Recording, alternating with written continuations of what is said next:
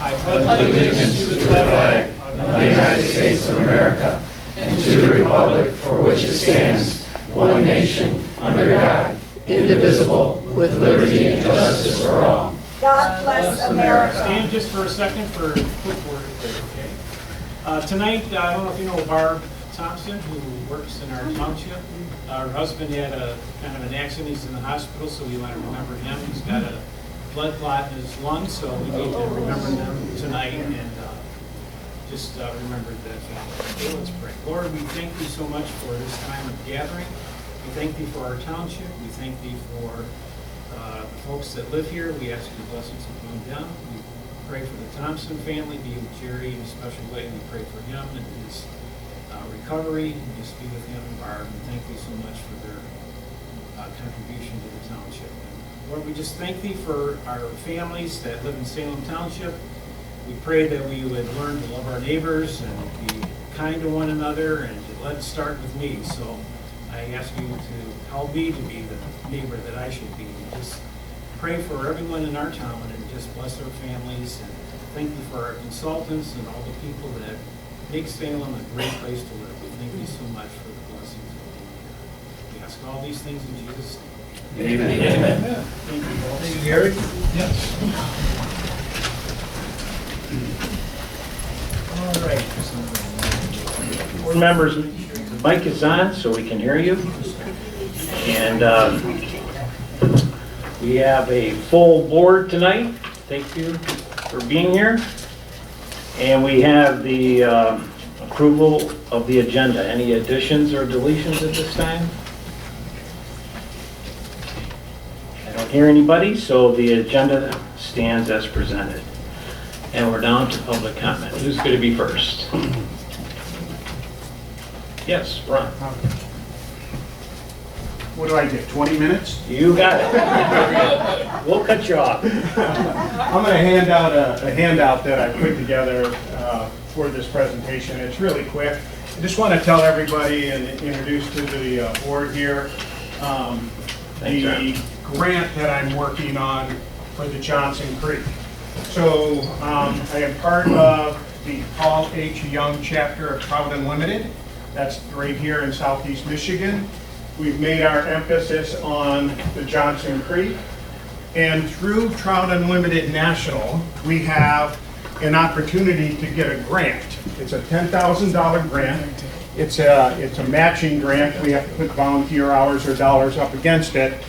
And we're in the process of applying for it. We're going to finish up the application this week, and it'll be going into Trout Unlimited Nationals. Our project for this year, in my mind this is a multi-year project, but for this year we're starting in Northville Township. We have, I don't know if you know this, but Hatchery Park in Northville / Northville Township at that point, because half the park's in Northville Township.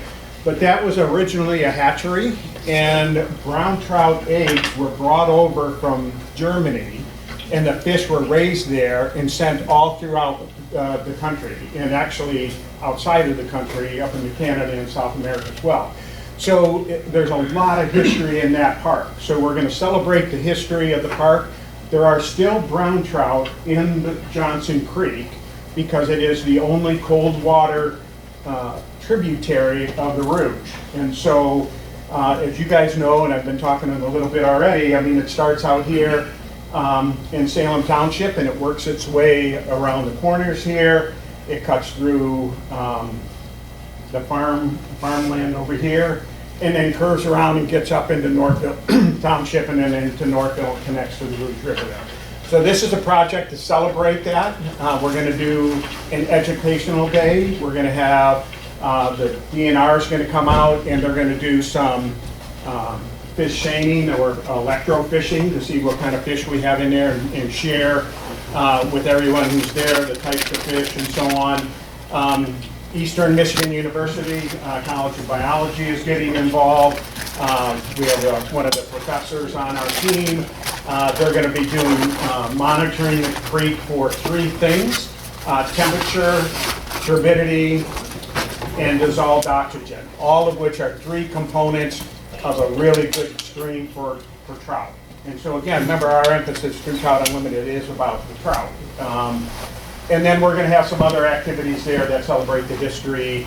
Orvis Fly Fishing store up in Royal Oak's going to come in and do some fly fishing demos and something like that. So just wanted, one, to let you know that's going on.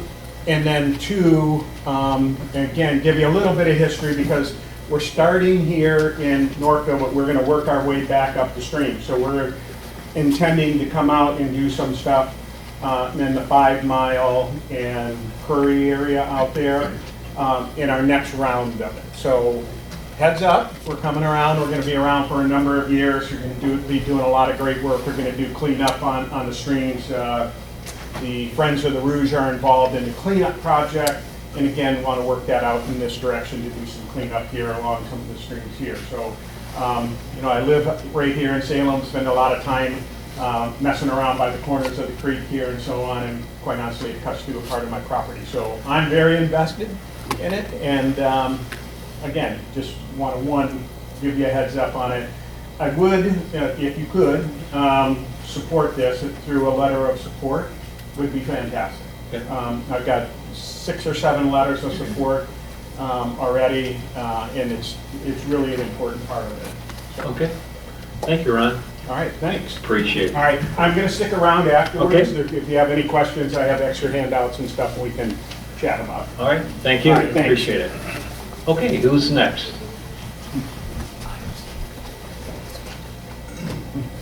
Dave. Just wanted to let everybody know that on July 30th, Richard Ratelli died, passed away. I own Sprintland Training Center, Ratelli Racing. He'd been in the township for a really long time. Thanks, Dave. Appreciate that.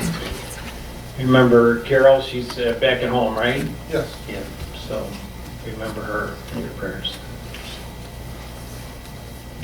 Okay, who's next? Dee? Thank you, Gary and the board. I'm Dee Davey. I'm a precinct delegate in Salem Township.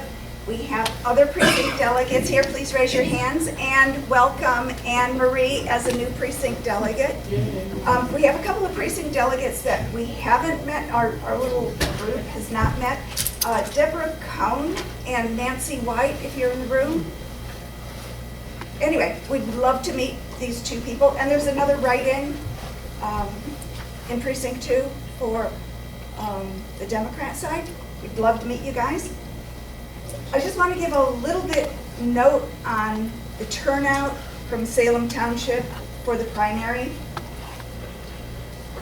Precinct 1 turnout was 41.6% of all voters. Precinct 2, 30.5%. Precinct 3, 39.4%. If I were a school teacher, I would write must do better. This is our chance to let our voice be heard. Does Yes, that include absentee ballots? yes, that's the total. Yep, that's early voting, absentee, and day of. This is our chance for our voice to be heard.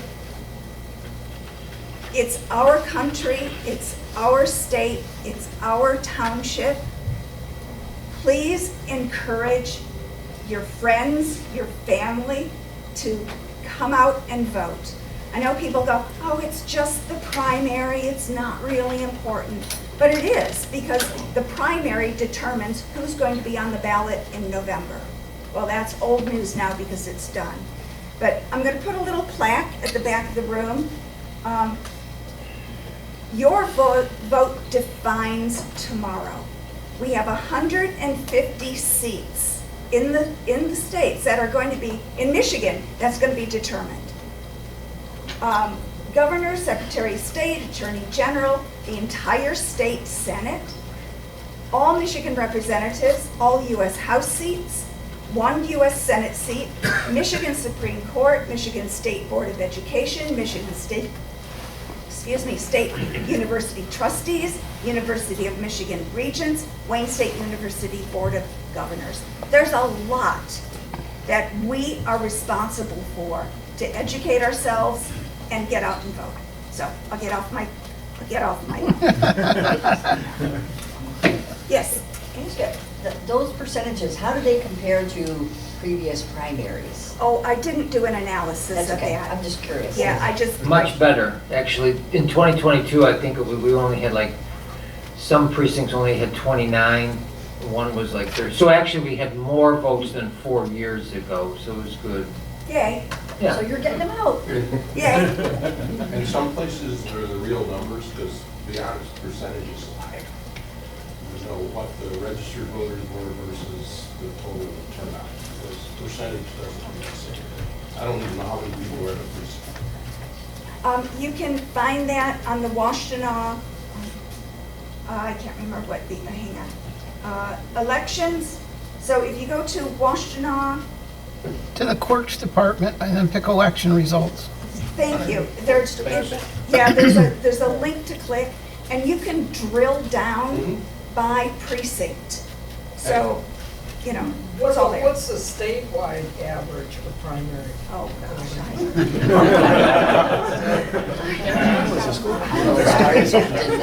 I'm focused local. Because I really didn't think those, I thought I've seen lower numbers than that statewide. And so, if anybody knows the answer to the question, okay, please let me know. Okay, my second announcement is, as you know, we get together with our neighbors once a month at our Salem meetup. We've been meeting at the Salem South Lyon Library. Our next meeting is August 27th at 6 o'clock.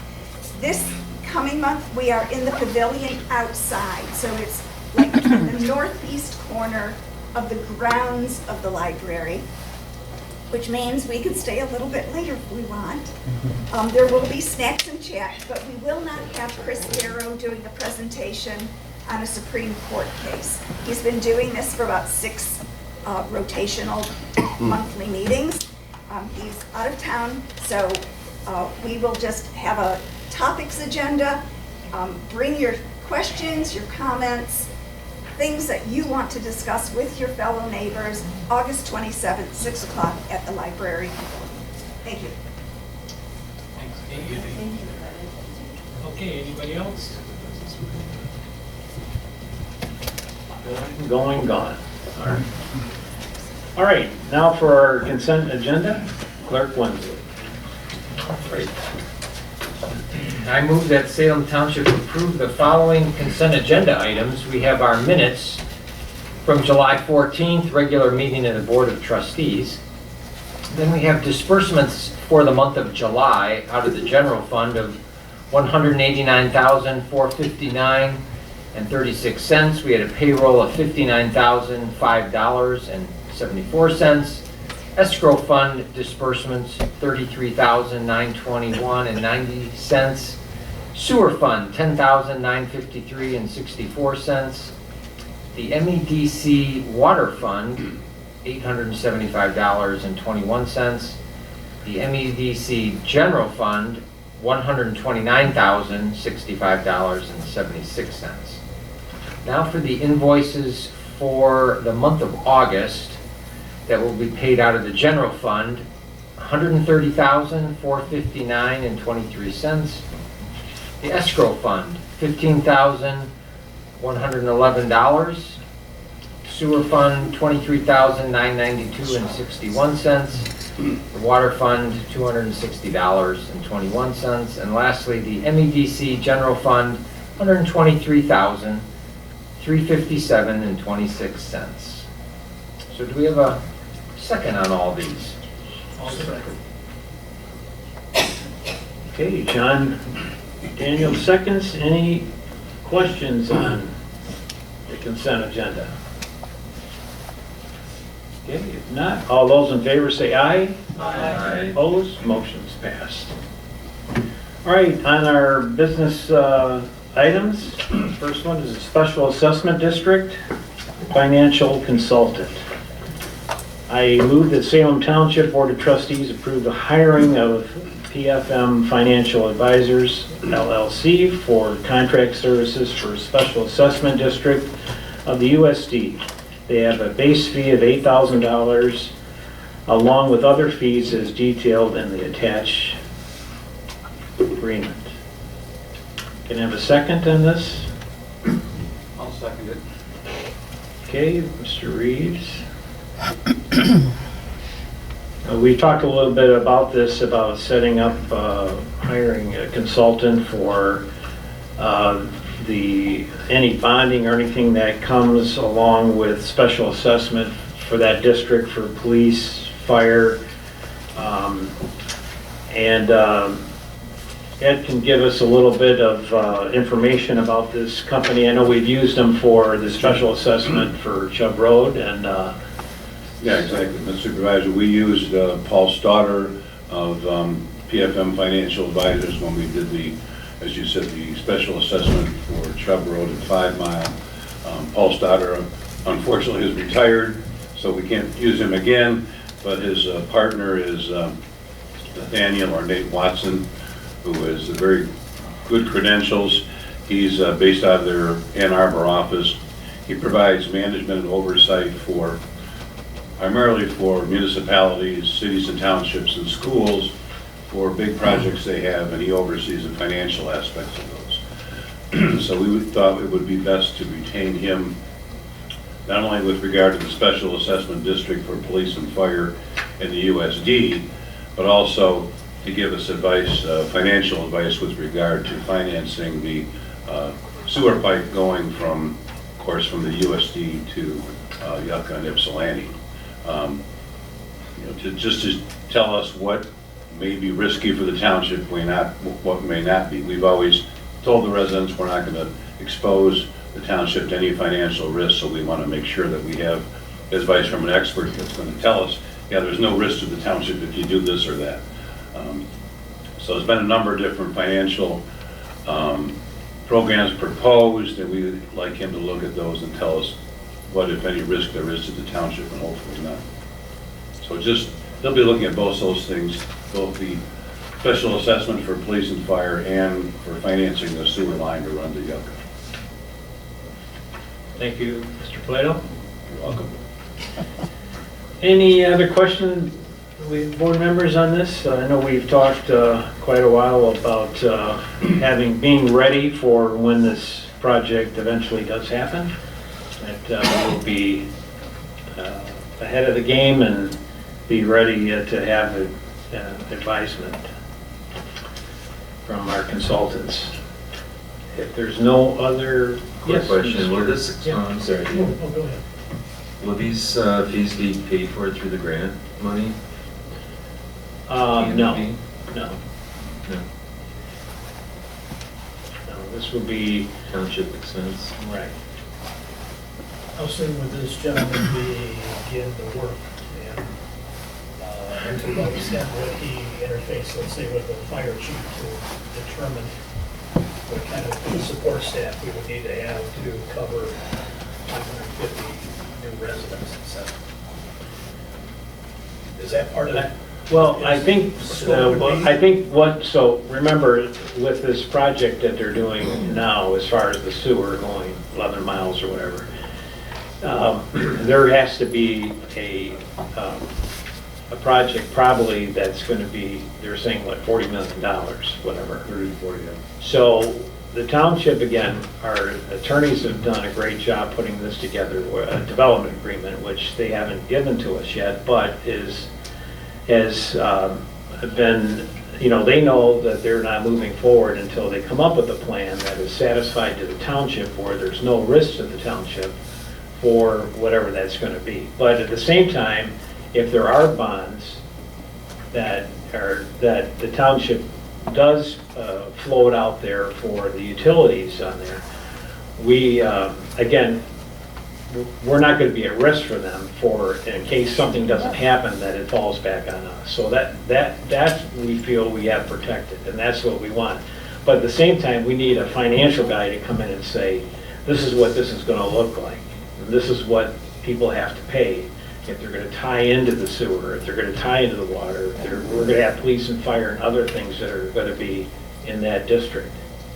And again, we've tried to work, and our attorneys have, to make sure that this is done for that area and that area only. So it's a special assessment district that will be charged. So again, when that's going to happen, I think we're waiting for what kind of fees that we are going to get to construct this sewer line, and then waiting for the developers to figure out how they're going to fund this money.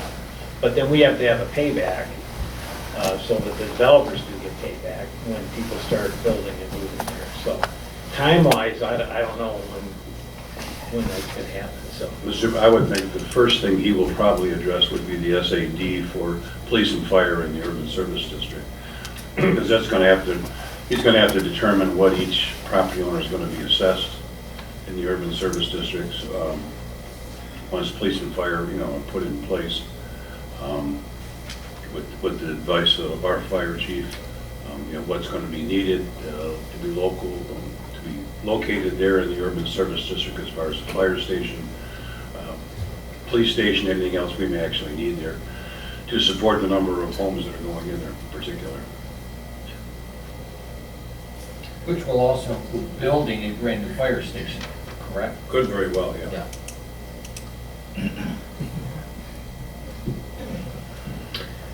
okay, any other questions? All right. Now we need to vote on that, so we have a second. Bruce Reeves had seconded it. All those in favor say aye. Aye. Any opposed? All right, the motion's passed. All right, moving down to business items, we're looking at Washtenaw County Purchase of Development Rights Program Resolution. I think we're going to have our reader. You want me to read it? All right, Bruce is passing on. All right. It's not as long as normal. It's only a page. All right. So we have Salem Township's, Washtenaw County's Purchase of Development Rights Program, Resolution 2026, August 11th, .01. A resolution to participate in the Washtenaw County Purchase of Development Rights Program. Whereas protecting agriculture and farmland is important to our community because it contributes to a high quality of life and enhances our unique sense of place. And whereas agriculture and farmland are invaluable natural, economic, and aesthetic resources that provide benefits to our residents of our community and the greater Washtenaw County area. And whereas Washtenaw County and Salem Township's landscape is experiencing development pressure that threatens the viability of our agriculture and farmland resources. And whereas the Washtenaw County Board of Commissioners has adopted a Purchase of Development Rights Ordinance that establishes a program to help county landowners and local units of government protect valuable agriculture and farmlands. And whereas the County Purchase of Development Rights Ordinance is consistent with state and federal law, and whereas according to the County Purchase of Development Rights Ordinance and the Michigan Agricultural Preservation Fund Board, a local unit of government must pass a resolution, which this is, authorizing participation in the county program to qualify for state agricultural preservation funds. And whereas the County Purchase of Development Rights Ordinance will require local unit of government approval of landowner applications to the county program, and that agriculture and farmland protection must be consistent with local and county comprehensive plans in order to avoid preserving land better suited for commercial, industrial, or high-density residential development. And whereas the County Purchase of Development Rights Ordinance offers a voluntary option for landowners interested in protecting their agricultural and farmland, therefore, be it resolved that the Board of Trustees of Salem Township authorizes participation in the County Purchase of Development Rights Program so its landowners have access to the Michigan Agricultural Preservation Fund. Be it further resolved that the Board of Trustees of Salem Township authorizes the Washtenaw County Purchase of Development Rights Program and Ordinance to apply in Salem Township. And be it further resolved that Salem Township supports the efforts of the county board in the preservation of agricultural and farmland and encourages landowners who own land that should be preserved to apply to the county program. So do we have a second on this resolution? Support. Can you read it once more? Forgot that one here. David Trent seconds it. And we'll ask for a roll call vote on this one. Mr. Supervisor, just one quick question for our attorney. Is there anything over and above this resolution that we need to be cognizant of when it says that the county purchase of development rights program and ordinance apply to this township? Well, my question, following up on that, was going to be, is the township's participation in this going to be directed through our own land preservation board? And how's that going to occur? I don't know. I think it says through the county, that's what I understand. The resolution says that the township, it'll be the township board rather than the land preservation board.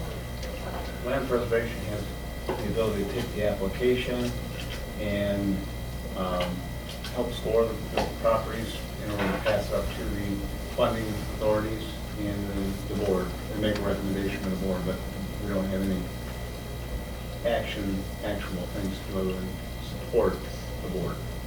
Okay, so that's what I meant. So it's going to be the land preservation board that's going to be making the determination of what properties or land should be submitted as part of this program? Everybody that applies is going to be processed through the board. We can just help facilitate the rating or grading the properties through a process that's already been established. I guess the only other question that comes to my mind is that with all of the other land conservancy groups that exist in the county, that I would think that it would not preclude us being able to utilize those agencies for funding purposes over and above what the county has. The way I read it, it's not exclusive to this program, right? We could use other programs for land preservation. Which we have done in the past. Which we have done. Many of these groups work together. Just one of them usually takes lead, and then they work amongst themselves. This is just one more funding source that we'll have available to us. So this is actually a favorable item, giving us an additional funding source.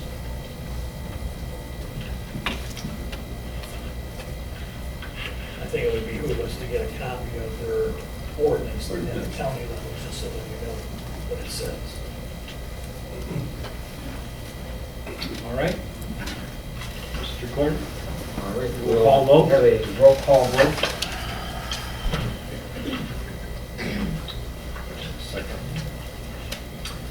Okay. Daniel? Yes. DeLuca? Yes. McLaughlin? Yes. Reeve? Yes. Trent? Yes. Wensley, yes, and Whitaker? Yes.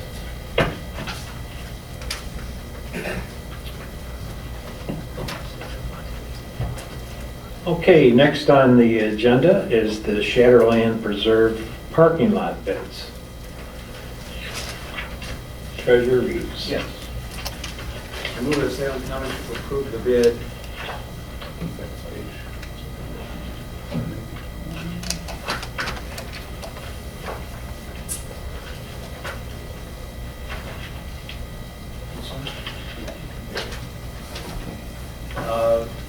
The bid in the amount of $25,000 from Fancy That for the Shatterland Preserve parking lot paving project. It's not paving, but parking lot project.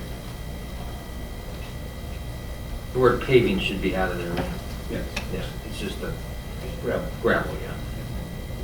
It's like for 3 cars or something? Okay, so the background is that we finally got the county to approve the driveway cut into this parking area and the location of the parking as it relates to site. And now we're at the point of, we've gotten a couple of bids on it, and we need to get these minimum number of parking spaces in there so people can visit and not be parked on the road. But at the same time, we've kept it very small to make sure that, just to keep the cost down, but also to make sure that we don't have excessive vandalism and other maintenance issues as well. So those of you that don't know, this is the property that's at Brookville in 5 Mile. It's on the Curtis, is it? Yeah, Curtis. Brookville and what did I say? Curtis. Yeah, sorry about that. Curtis and Brookville. Curtis and Brookville on the corner.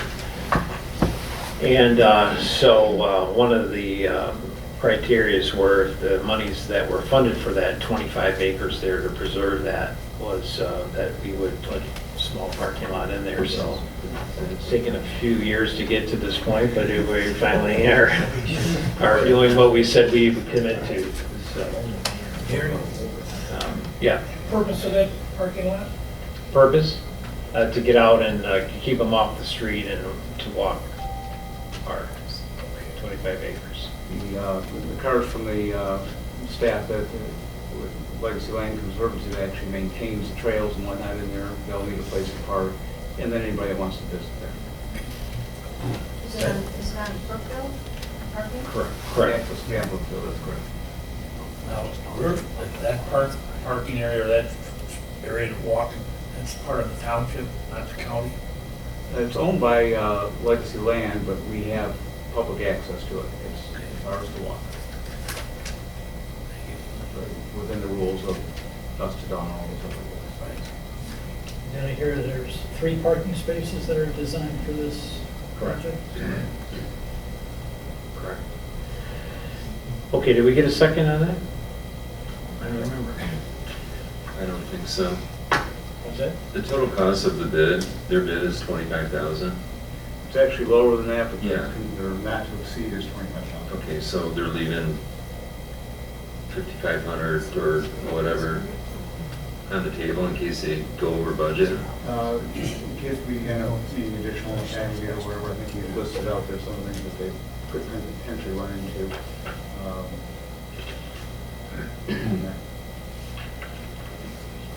All right, thank you. Anybody else? You need to indicate the other bid's price, just so that... The other bid was $33,850. That was from Highland. Yep, that's from Island Services LLC.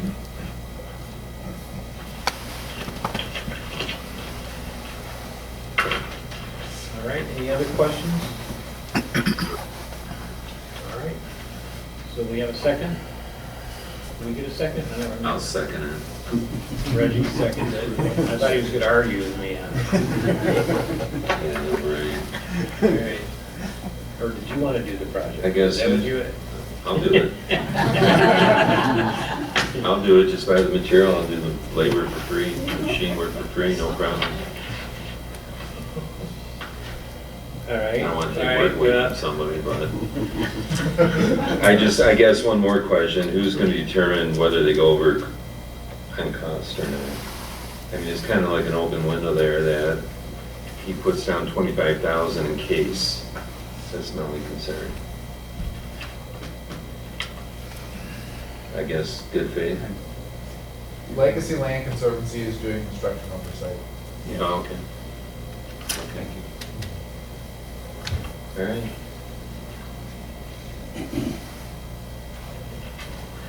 All right. Any other questions?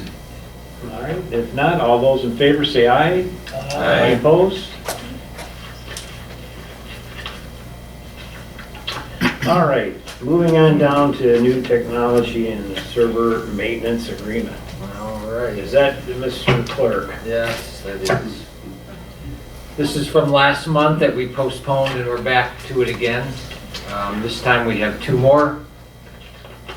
bids, so now we have a total of 5 bids to approve the IT managed services.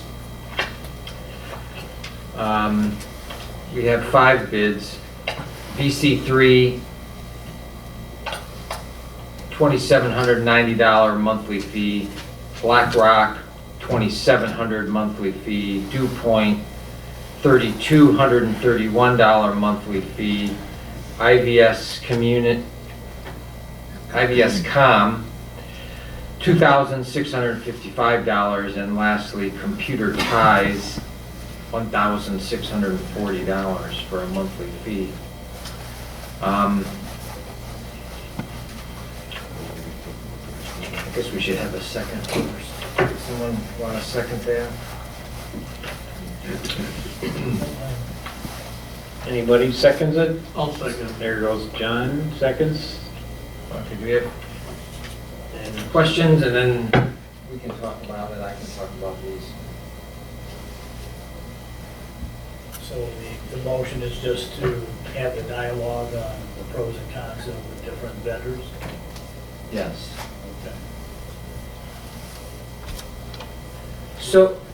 Okay. So, VC3, the top one, they are current IT managers. We've had them for probably 5 years now, 5 to 7 years.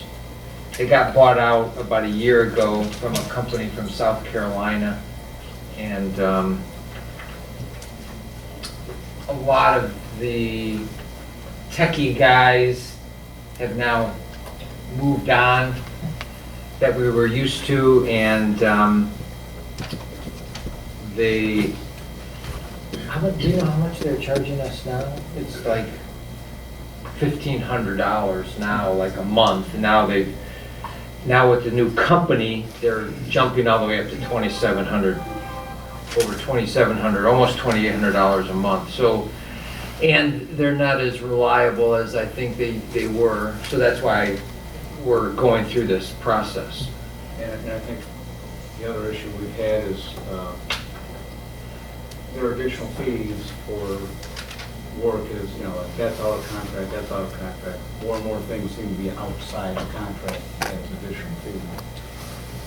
Correct.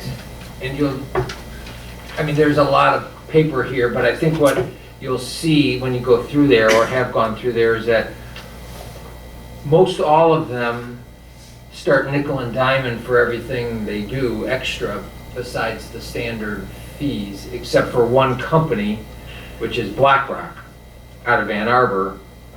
Their $2,700 monthly fee. That's sort of my favorite. We've interviewed them, and I know some other individuals like this IVS Com because they are phone system managers. But I thought they were only 2 or 3 guys, but you say there's a department that they use for their technology? They've been growing, and they do have, I don't know exactly how many people, I think it's like 8 people on staff for IT. And then they have the ability to do those low voltage wiring as well. Okay. I'm in agreement with you. It's between IBS and BlackRock, but I don't necessarily, as a user, have a horse in the race. I just do a lot of my stuff by email. I don't have voting issues. I don't have payroll to get out. I don't have all the other issues where we need on-demand IT people to be responsible. So Lori's back there. Hi, Lori. Hi. I'm listening. What's the office staff? I mean, you know how technical I am. I'm out in here every day on the computer. So I know from the office staff I know we've had problems. I think we've had problems with the phones. I worry about these crazy phones. Well, that's a concern, with IBS. I mean, I thought they were smaller than what Bruce said, but we do have some issues with the phones. Right. They're resolved, but it takes time to do that. Yeah. With, VC3, they used to be IT Right, and they were bought out, and the service has, as Del said, it's been nickel and dime, and you don't get the response that you used to have when you went with IT Right. One of the interesting things is that there are techs that work with IT Right, they're on a Lansing area, and they come into here. They are now leaving and going to BlackRock. So BlackRock is having these good techs that we used to have with IT Right. BlackRock is out of Ann Arbor, it's 24-hour service. People live in Livonia, they live in Ann Arbor, they can, just dispatch them from all around. So that's my favorite. And you work for Dell, so Dell wants BlackRock. I kind of know where this is going. Yeah. It's a perfect setup for it. Just teasing. But thanks, Lori, no. No, we do have to look at, Computer Ties out of Jackson, Michigan is $1,600 a month. That's like $1,000 less per month. One of the things to bring up though is that the firewall is needed, and BlackRock, that's included with their service. Right. Okay, whereas the others, they're like, for example, VC3, they wanted $6K just for the firewall alone on top of their fees. Yes. The ladies want BlackRock. The only comment I can make is going to exclude BC3 because after talking to all these folks, that firewall threat that they put us through it's not necessarily unreal, but we have most of the firewalls already in place, and one of them that Com put in could actually manage, the newer one that came with our new phones, could actually manage the rest of the firewall service. So things could be configured and to manage around some of this hardware, maybe reduce some of the hardware that we have. So, and I'm pretty sure that BlackRock can do the same thing. So, yeah. But the point is that VC3 was looking to basically put a gun to our head and say, you need to do this now, or you're going to basically have issues. Yeah, and that was really the impetus for us to get this thing going, because they were, forcing our hands, so to speak, to do these things, and not giving us the service that we used to have with them. So, well, I will make the recommendation to, I move that Salem Township approve the bid from BlackRock in the amount of $2,700 monthly fee. And I do not believe it's for a term of years. I believe it's just like a 90-day cancellation period. They have cancellation, but there is a 3-year. Oh, is there? They're giving us 3-year pricing and the ability to actually get a discount for paying, which I don't necessarily suggest we do, but paying either a whole annual fee or a 3-year fee. In advance, you get 10% discount for paying all 3 years up front, or 5% for paying the year up front. So there's some discounting there. Yeah. Okay, that's good. The thing that I'm probably most concerned about is whoever does this has to be able to make visits to check our stuff. Right. And that is part of both BlackRock and all the other ones were requested to include that in their bid. Okay. Somebody actually services the site, not just, And that was why I was a little concerned with Computer Ties out of Jackson, because their employees would be based out of Jackson. I believe that's what I was reading, and so, yeah. Well, that's the one Northfield has, right? Computer Ties? I'm not sure which one. Well, whoever they had is awful. Well, that was the one-man operation company. Right. The people were recommended when we met with the treasurers and the joint meeting with the treasurers and the assessors. We asked that question, and these were the ones that we got bids from were all recommended. So by somebody at that meeting. So okay. Another township with right. Both BlackRock and the rest of them. So. Okay. I've got a quick question about all the firms. To what extent do these firms have expertise in dealing with BSNA issues? Is that something that was considered? The primary in your interview? criteria, one of the criteria is, I helped get the bids. Criteria was that they have a BSNA, and then that was when we asked for recommendations as well at the meeting, is who has the BSNA, because everybody at the meeting uses BSNA. So they all have that capability of dealing with BSNA. I don't know to what level and capability, but, you know, almost had people involved, but I do know BlackRock has people there because some of the same people came over that did do that. And IBS mentioned one of their people that was hired is a former township employee that knows BSNA because they were using that program at the township they work at. But whether they have programmers, so to speak, or IT people, I don't know, but one of their employees is a former township employee that uses BSNA a lot. But that's what I know about. Well, just to give a plug for IVS, because I was instrumental in a prior board that brought them in, that saved us a lot of money with our phone service. And I crossed paths with those folks at MTA conferences where they're exhibitors. And I learned a couple years ago that they had expanded their service to provide IT support as well.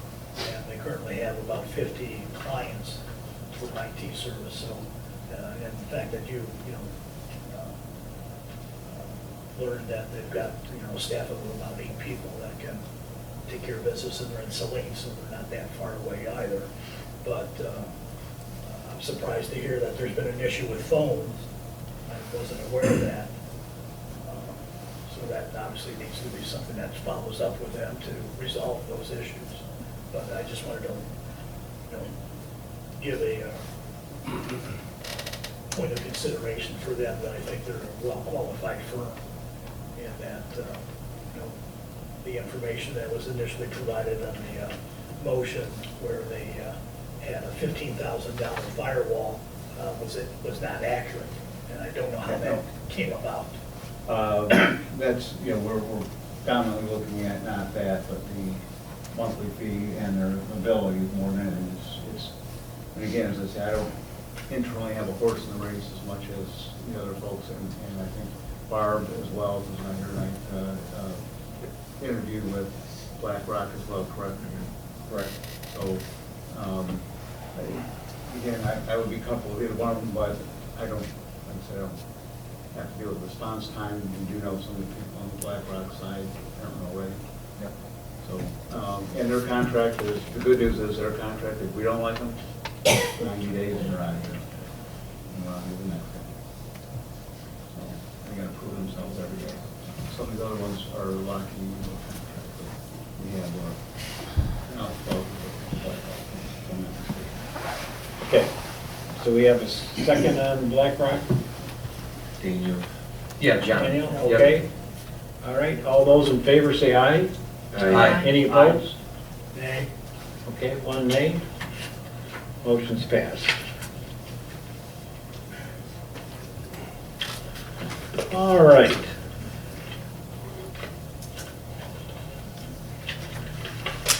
Down to the reports. Chief Rockwell. Thank you, Mr. Supervisor. I just want to kind of take a moment to talk to the board. A while back, you guys had purchased or helped us purchase a Lucas machine that provided automatic CPR. The other day, we had a person that went into cardiac arrest. We ended up working that patient for over 80 minutes with the Lucas, which would have been virtually impossible to do CPR manually for 80 minutes. The patient was shocked 10 times. The Lucas was put on the patient as we drove to the hospital, of course, as a priority call. Got to the hospital, put him on the table, and he regained his pulse.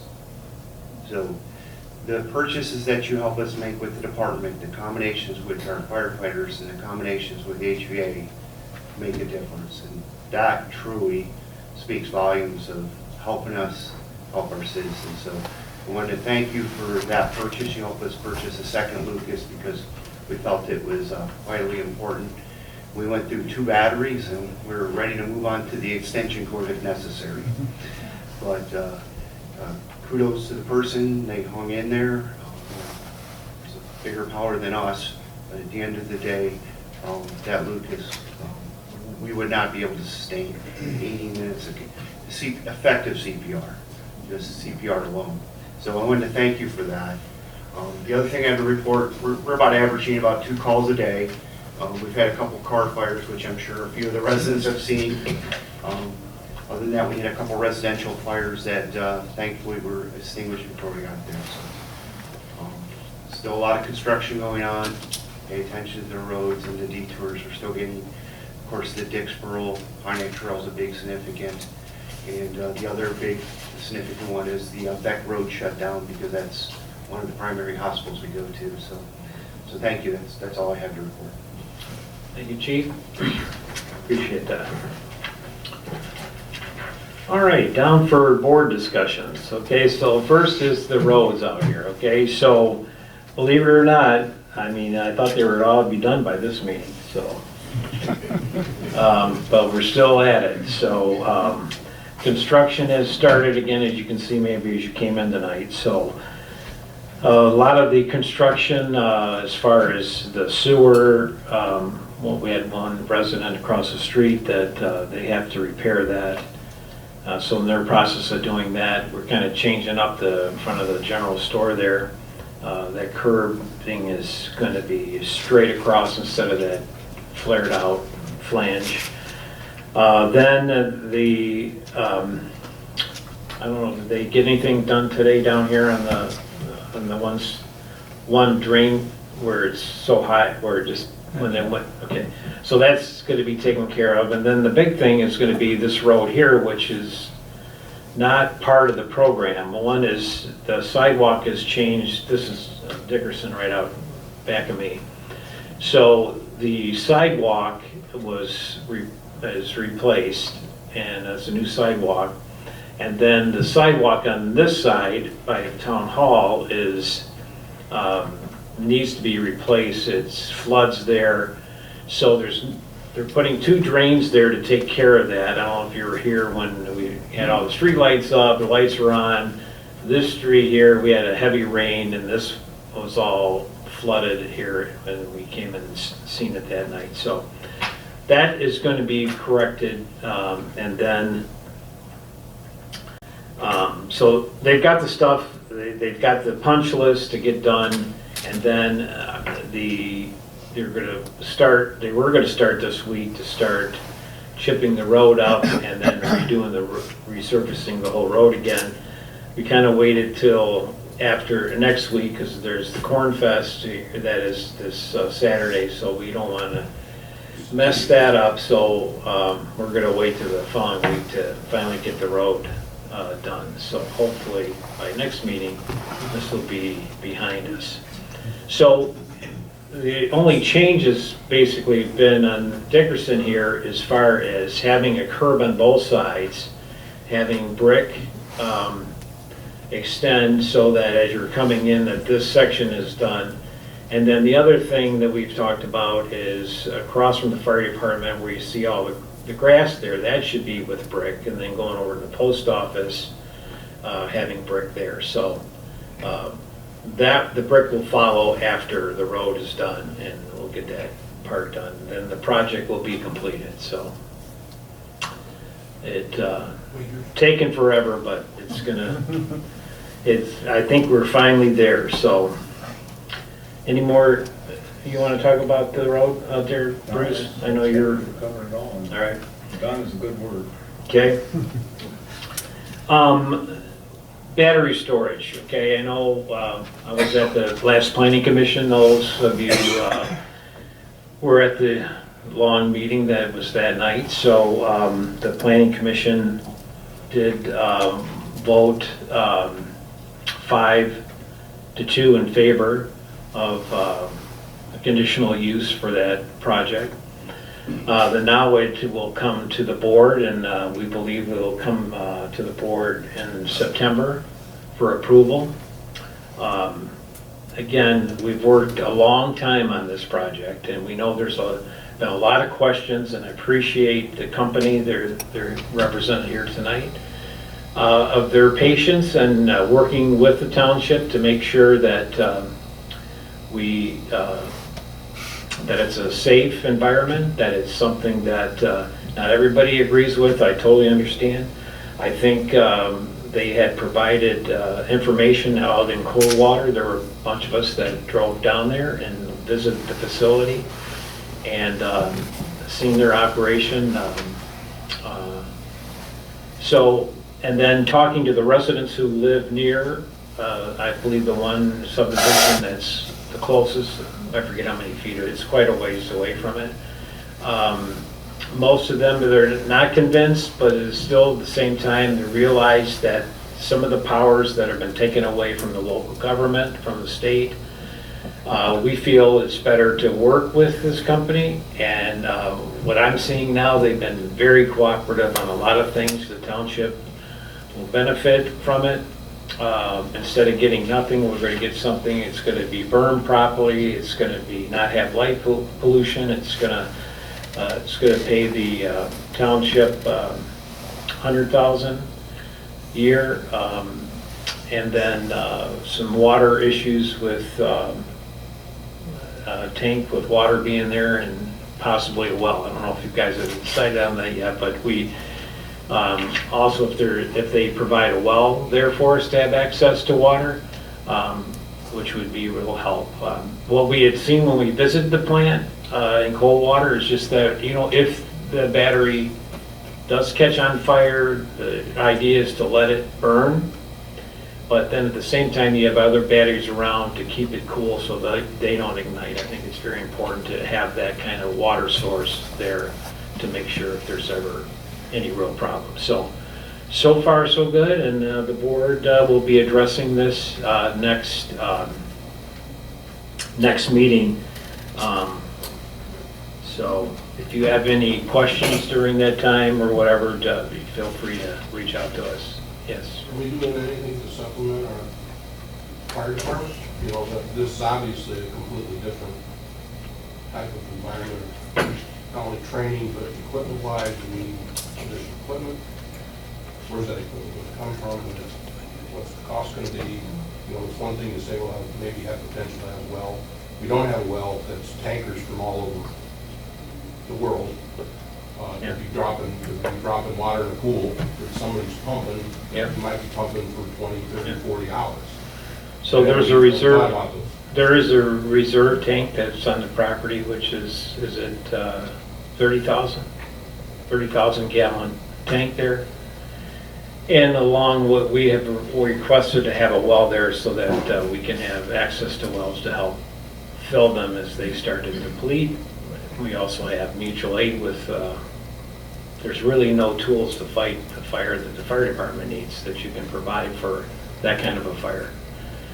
So anyway, so I appreciate all the hard work from the company, and also our planning, our consultants have really put a lot of time into this, because it's something that I'd have to say in the beginning that I was definitely opposed on, and just something to learn more about it as you're moving forward. So again, I thought the Planning Commission did a great job, and basically saying, there were a few residents that were upset, but at the same time, it's like, we're kind of caught into that situation where, you hate talking like that, but you're going to get it anyway. So you have to look at the whole picture and say, how are you going to move forward on this? And I think that the Planning Commission made the right decision.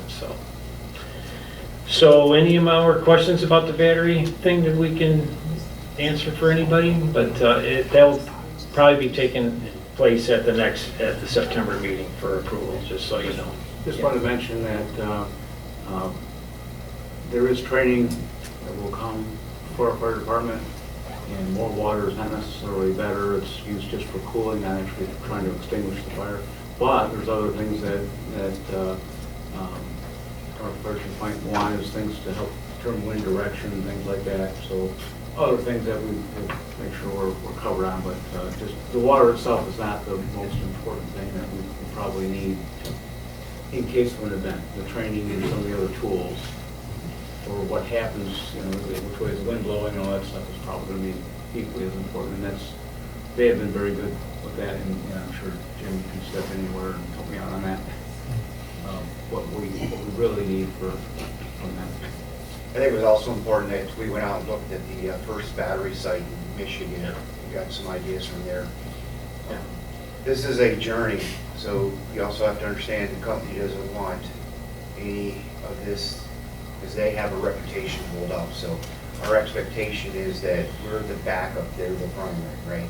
So they're responsible to make sure it doesn't catch fire, to make sure it doesn't go into thermal runaway. They're there to handle or mitigate just like we would in ITC or a DTE substation. That's high voltage, so basically what our concern would be is our residents and making sure the fire would not spread. That's our concern. The equipment, that's all right up. That's all their problem, that's not ours. We'll help them, but at the end of the day, our residents are most important. I think the time that, water was one issue. Another issue has been about somebody who's at the plant, and I haven't got the full information. Brian, maybe you want to comment about, one of our concerns were how, who's going to be at the facility and how often is somebody there or checking on that? Yeah, so the tech would be there for a project of this size pretty much every day. Just one technician on site performing regular maintenance, inspections, things like that. Okay. So how many batteries contain it? Because it ends up being multiple containers. Yep, 132 at full build out. Okay, thank you. Okay, any other questions that I can ask the public about? Yes? How big are the containers, these 132 containers you're talking about? Are they about the size of a 7? Shipping, similar to a shipping container, so 20 feet long, about 9 feet tall, and 9 feet wide. So is your installation in Coldwater, the real north of the steel mill? Right off of 69? We are not the company behind the Coldwater. Okay. Sorry. One of our competitors. I thought you said that yours was. No, we visited that, so. Okay, any more questions? Okay, if not, we're going to move on to discussion.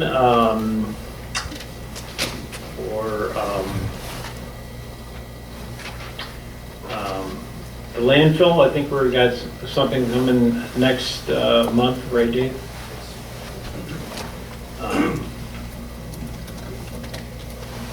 Is there anything going on there, like regulatory or approved? No, anything going on at the landfill, Mr. Seer? There's lots. A lot of trash. Yeah.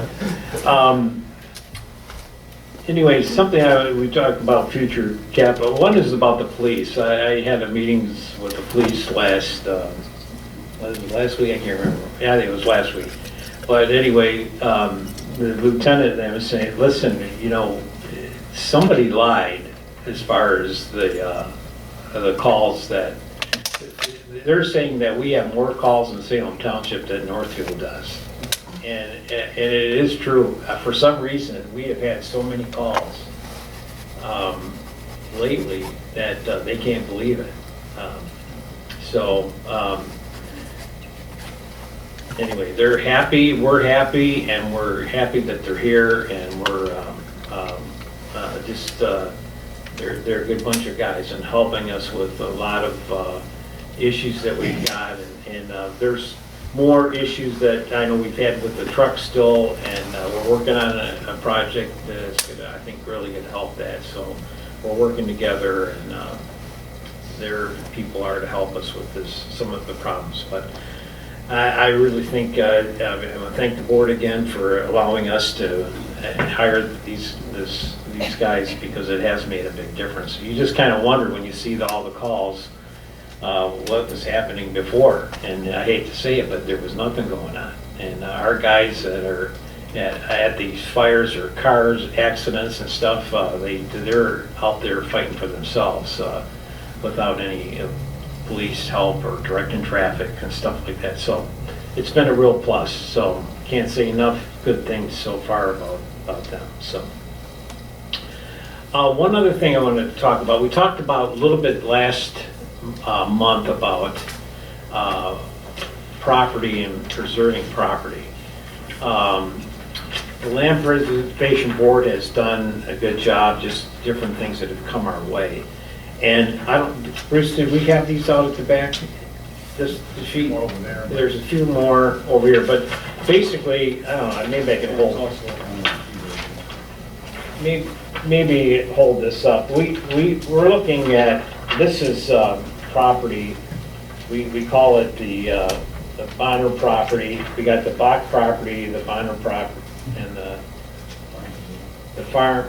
See, we're pointing out to me, Bruce. I'm terrible at math. Bach is the pink. Bach is the pink. Bonner is the green. Bonner's the green. And then that's 5 mile in between. And then this is the farm reserve. So you can see the Bach farm is right down here at 6 and Curry on both sides. So it's like almost a couple hundred acres. 192 acres.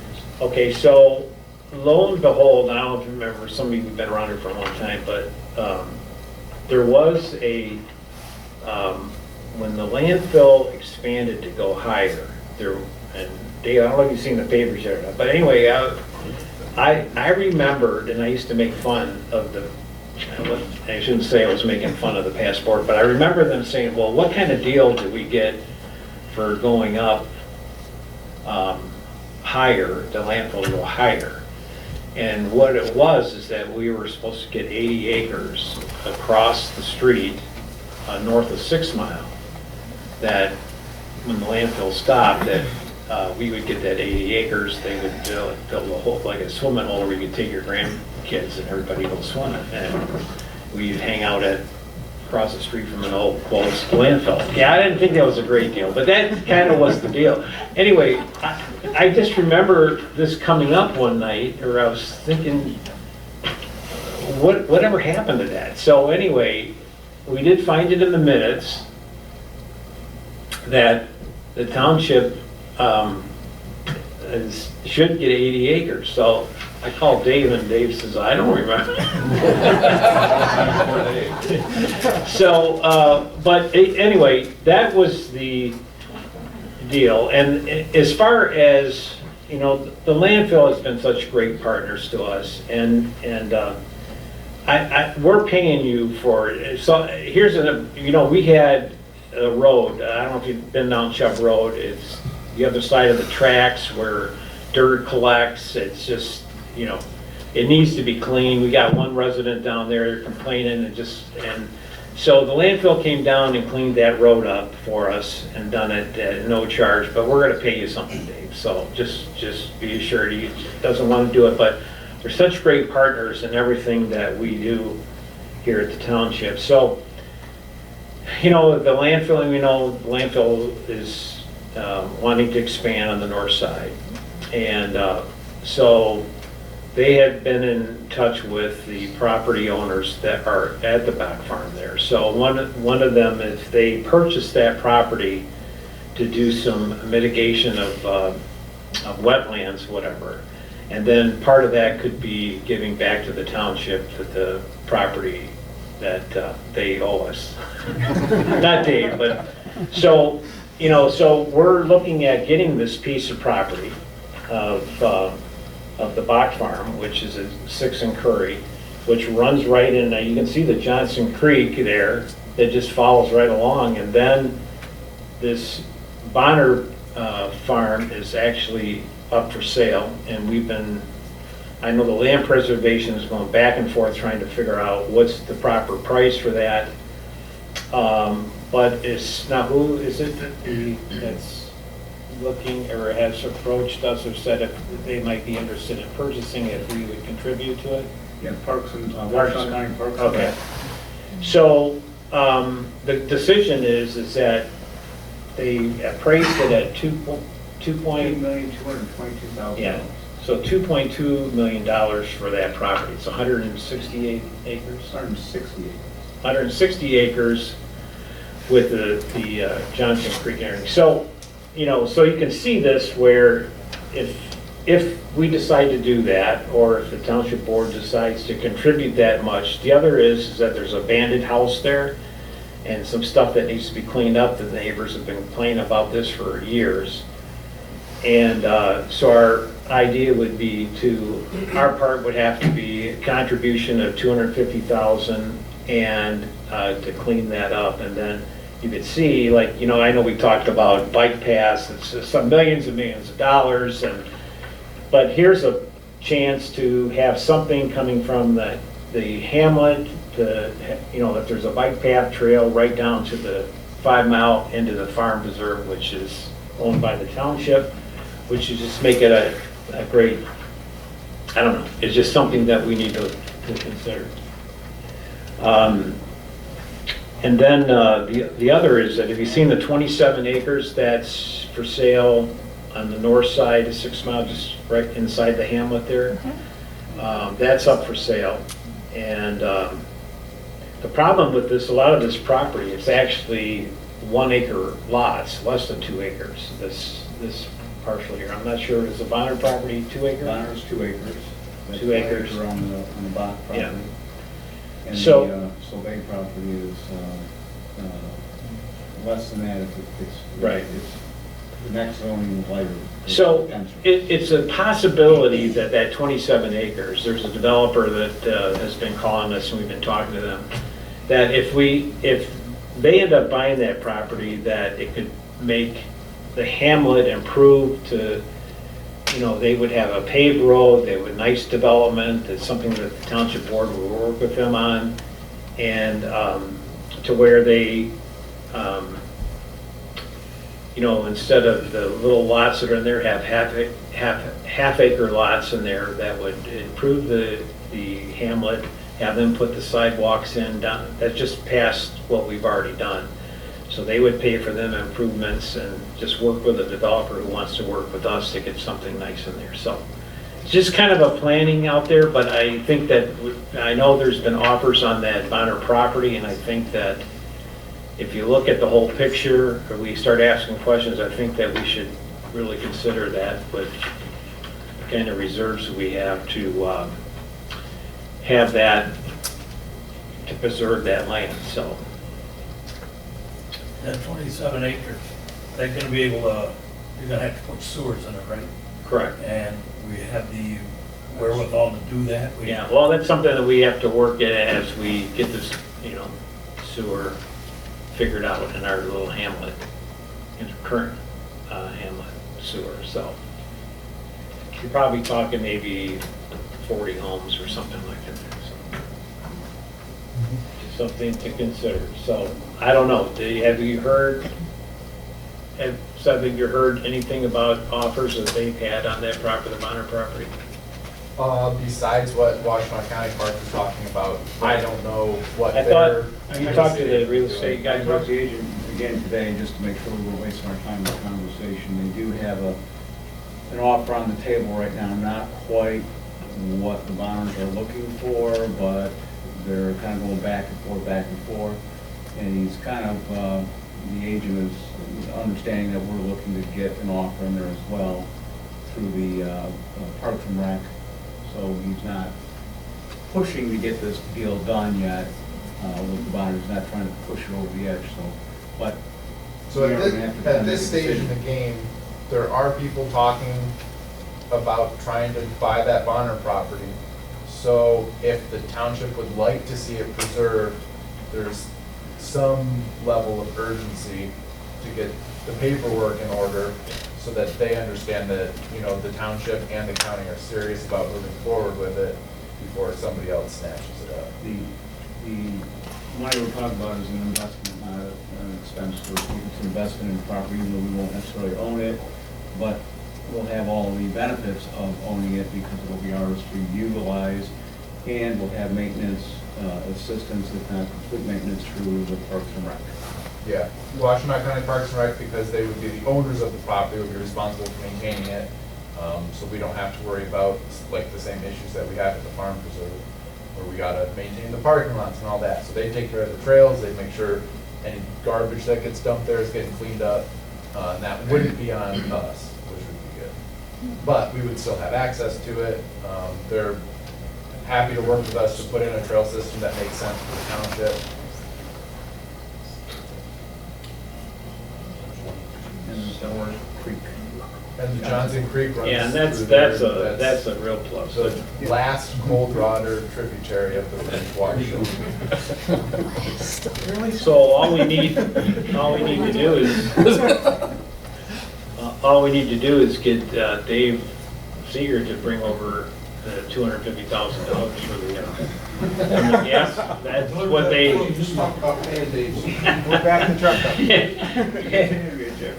He just handed Bruce a check for $200,000, so see, there we go, we're almost there, so. I'm teasing you, Dave. I hope it, I don't, but I do think it's something that when you look at, on paper and you see what possibly we could do with that property over there, it kind of makes sense, so. Yeah, if we could have a contiguous trail system that goes all the way from the hamlet, all the way down, jumps across 5 Mile and all the way down to Brookville, I think that'd be a big deal. So anybody want to make a motion about that, or do you want to just wait and let us slip through our fingers, or do you want, no pressure? No pressure at all. Well, I think that we should negotiate with, with the Land Preservation Board or whatever, not negotiate, but just say that if there is a contribution of $250,000 to secure that property for Salem Township, I think that you could give me the authorization to negotiate with them or whatever their. I would be happy to make a motion. I think this is an opportunity that we should not let slip through our fingers. So I would move that we authorize Supervisor Whitaker to negotiate on behalf of the township in conjunction with the efforts of the Land Preservation Board and authorize an expenditure up to $250,000 for the purchase of the Bonner property. All right. I think one of the other criteria was to clean up the property. Yeah, that we would be responsible, the township would be responsible for the removal of the buildings and the trash that people have dumped right up on 5 Mile. Brownfield in there? No, as far as I know, it's just it was a residence, a home, and a barn, and it's. But again, Did you get the fire department to have a practice session? Yeah, well, A couple other fire. Yeah, I knew that was coming. How did I not know that? Yeah, no, you gotta let us know so we can come watch. I don't know if you know, but the veterans, I donated tearing down the house there, the old Ryder house, and the dump, or the landfill took the debris for free. And I supplied trucking and excavators and dozer, yeah. So if need be. Yeah. On a Saturday. Let's own it first. Yeah. I was gonna add it should be like contingent on board approval or any of that, or if you made an offer. Yeah. I would just, if it was out there, if it was the board, for me to tell them that there would be, we wouldn't commit to 250 until the board approved it, but I'm sure we could, they would know if we were serious if it was a board action tonight on this. So what does the rest of the public feel? Anybody against it? All for Great. Against it? No, For it. for For it. Careful, I can't see the thumbs, so. Yeah. That's a big plus for the township. I can remember when I first became supervisor, that park, that 200, the Salem Farm Preserve came up.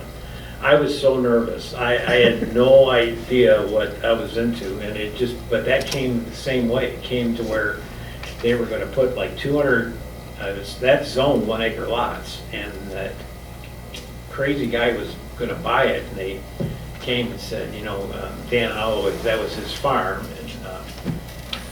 and his grandson said to me, he says, Grandpa would have wanted you to buy that, and then he had a few people really upset about it, but it just was the right thing to do at the right time. And that property is really increase in value, and it's a real asset. So I really appreciate it. A lot of these board members are still here. John, you've been as long, TJ, Dave, and so here, we're still here, so. So we appreciate your support of that. So. You want a second on that then? Yeah, I need a, I'll second it. all right? All right. And, Voice vote, or you want? yeah, we'll give a voice vote. Voice Roll vote. call? Yeah, do Okay. it. Okay, we'll do a roll call. All right, give me a second here. Okay, this will be a roll call vote for David's motion authorizing Supervisor Whitaker up to $250,000 to negotiate on the bond and property. Daniel? Yep. DeLuca? Yes. McLaughlin? Yes. Reed? Yes. Trent? Yes. Wensley, yes, and Whitaker? Yes. All right. Nothing like spending your money. Good cause. All right, so we're down to public comment. Is that where I'm at? Yeah, who's, anybody? Yes. That does happen, and Reggie gets roped into cleaning it up. Give me a call, Reggie, I'll help you. Appreciate it. Thank you. There you go. Now, who's got any money? You got it cleaned up, now we need $250,000, so. No. Dave. Yeah, Dave.